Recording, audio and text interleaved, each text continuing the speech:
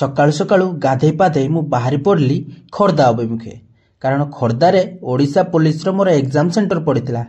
ଆପଣମାନେ ଜାଣିଥିବେ ବର୍ତ୍ତମାନ ଓଡ଼ିଶା ପୋଲିସର ଏକ୍ଜାମ ଚାଲୁଛି। ବହୁତ ଦୂର ଦୂରାନ୍ତରୁ ପିଲାମାନେ ଆସୁଛନ୍ତି ଏକ୍ଜାମ ଦେବା ପାଇଁ। ମୋ ଘର ଭଦ୍ରକ ହେଇଥିଲେ ମଧ୍ୟ ମୋର ସେଣ୍ଟର ପଡ଼ିଥିଲା ଖୋର୍ଦ୍ଧା ଜିଲ୍ଲାରେ, ଖୋର୍ଦ୍ଧାର କେଏମଭିଭି କଲେଜରେ। କିନ୍ତୁ ମୋ ଦୁଃଖ ଲାଗୁଛି ଯେ ମୁଁ ଭଦ୍ରକରୁ 153 କିଲୋମିଟର ବାଇକ୍ରେ ଯିବା ପାଇଁ ପଡ଼ିଲା। ଆପଣମାନେ ଜାଣିଥିବେ ତେଲର ରେଟ୍ କେତେ ଅଛି। ତଥାପି ମୁଁ ତେଲ 5 ଟଙ୍କାରେ ପକାଇ ଯାଇ ଖୋର୍ଦ୍ଧାର କେଏମଭିଭି କଲେଜରେ ପହଞ୍ଚିଲି। ଏଇଠାରେ ମୋର ଏକ୍ଜାମ ସେଣ୍ଟର ଥିଲା। ବହୁତ ପିଲାଙ୍କୁ ଦେଖି ମୋତେ ବହୁତ ଖୁସି ଲାଗିଲା। କିନ୍ତୁ ଦୁଃଖ ହେଲା ଏଇଥିପାଇଁ, ଯେହେତୁ ଆମେ ମିଡିଲ କ୍ଲାସର ଫ୍ୟାମିଲିର ପିଲା, ଆମେ ଏତେ ଟଙ୍କା ଖର୍ଚ୍ଚ କରି ଏକ୍ଜାମ ଦେବା ପାଇଁ ଯାଉଛୁ।